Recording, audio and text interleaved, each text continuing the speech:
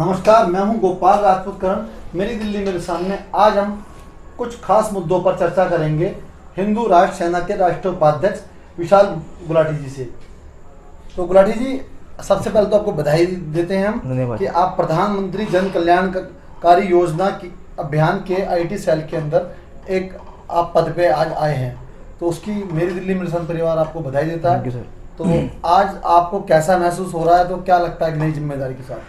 बहुत अच्छा महसूस हो रहा है और मैं बहुत बहुत धन्यवाद कहना चाहता हूँ प्रधानमंत्री जन कल्याण परियोजना की पूरी टीम को, जिन्होंने मुझे लायक समझा कि मुझे ये जिम्मेदारी सौंपी। इसमें किस प्रकार कार्य? इसमें हम मोदी जी की हर तरह की जो स्कीम्स है, जो जैसे कि हर तरह की जो योजनाएं आती हैं लोगों तक डायरेक्ट पहुँचाएंगे। मैं वैसे भी आईटी विभाग से हूँ, आईटी विभाग से मुझे जोड़ा गया है, तो जितने भी है आईटी विभाग के लिए जो भी काम है सब काम को पूरी ईमानदारी से करूँगा और काम करूँगा। तो जैसा कि हम जानते हैं कि आप अनेकों मुद्दों पे खासकर आप हिंदुओं के लिए बहुत कार्य करते हैं। जी बिल्कुल बिल्कुल। इसलिए युवाओं में आप हिंदू युवा हृदय सम्राट के नाम से जाने भी जाते हैं जी। अभी हमने देखा काफ़ी मुद्दों पे अपने कार्य किए हैं।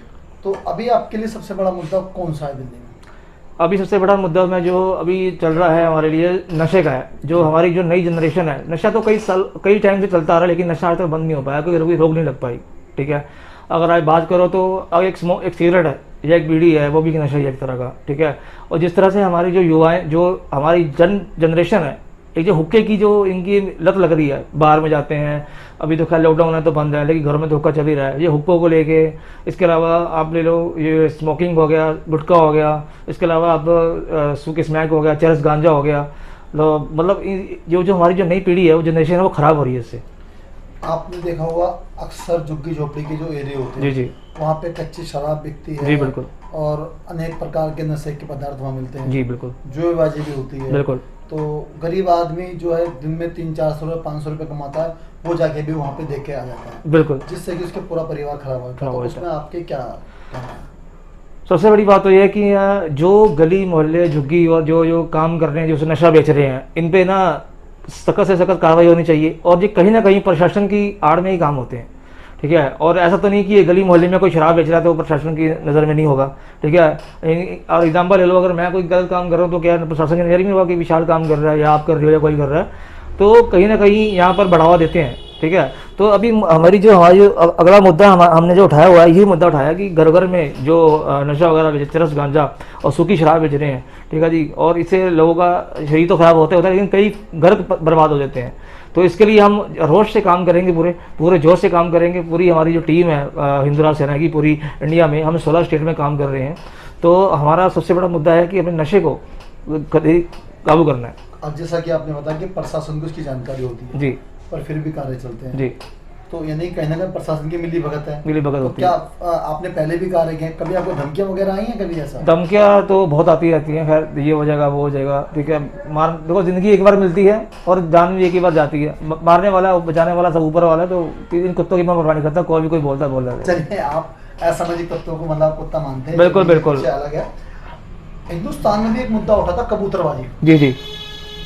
कहते हैं कि लोग इंडिया से नौकरी दिलवाने के बहाने लोगों से पैसे हटते हैं और बाहर ले जाते हैं, वहाँ उनकी दुर्दशा हो जाती है। तो आप इस दिशा में क्या काम करना चाहेंगे? क्या देखो, कबूतरबाजी जो होती है ना आज की डेट के अंदर, ज़्यादातर बहुत ज़्यादा ही हर जगह से मतलब आती है कबूतरबाजी का ना। इतने केसेस हो गए हैं कि अगर आप मिडिल क्लास बंदे हो और आपके साथ फ्रॉड हुआ है तो आप कुछ नहीं कर सकते। अगर आप मिडिल क्लास बंदे हो आप कुछ नहीं कर सकते। इनफैक्ट क्या होता है ना कि इनके लिंक बड़े बड़े होते हैं। ठीक है, और यहाँ घुस जाते हैं, हेल्प मांगते हैं। तो होता क्या, मजदूर आदमी बेचारा, कोई बेटी की शादी के लिए पैसे रखे, किसी ने सेविंग रखी हुई है, कोई ब्याज पे पैसे ले लेता है, कोई घर बेच देता है, कोई घर गिरवी कर देता है बाहर। चलो वो सोचता है कि मैं बाहर जाऊँगा, जाके काम करूँगा और मेरे बच्चों का, मेरी फैमिली का फ्यूचर बन जाएगा, पर उसको ये नहीं पता कि वो कबूतरबाजी का शिकार हो रहा है। ठीक है जी, तो ये ठगी जो हो रही है ना इतनी, इस ठगी के खिलाफ मैं अभी मेरी दिल्ली की टीम जो है, दिल्ली एनसीआर की मेरी टीम है, हमारे माननीय प्रधानमंत्री नरेंद्र मोदी जी, हमारे सीएम जो योगी साहब जी, हमारे केजरीवाल साहब जी, पूरी जितने भी हमारे, अब इसके अलावा राजनाथ सिंह जी, सबको हम हस्ताक्षर विद सबूत के साथ लेटर इनको हम देंगे, इनको बाय पोस्ट करेंगे और सेंड करेंगे, जो हमारे पास प्रूफ है सब देंगे। मतलब जघन्य अपराध की श्रेणी में इसको रखना चाहिए आप ये मानते हैं? देखो, एक तो एक तरह का 420 ही है वैसे कि, जैसे कि लोग कहते हैं कि कबूतरबाजी के अंदर जमानत नहीं होती। ठीक है, ये बहुत बड़ा गुनाह है, किसी का कबूतरबाजी कर रहे हो आप, ठीक है। तो ये आज की डेट में क्या, जैसे मैं देख रहा हूँ कि अगर आपकी अप्रोच है, अगर आपके पास कुछ बैकएंड है तो आपको कोई कुछ नहीं कर पाता, ठीक है जी। लेकिन इसी मुद्दे पे हमने जो है अभी काम चल रहा है मेरा, 500 से 1000 बंदों का संरक्षण के साथ जंतर मंतर पे हम कार्य करेंगे बैठ के, और सबूत हमारे पास हैं, सब कुछ है।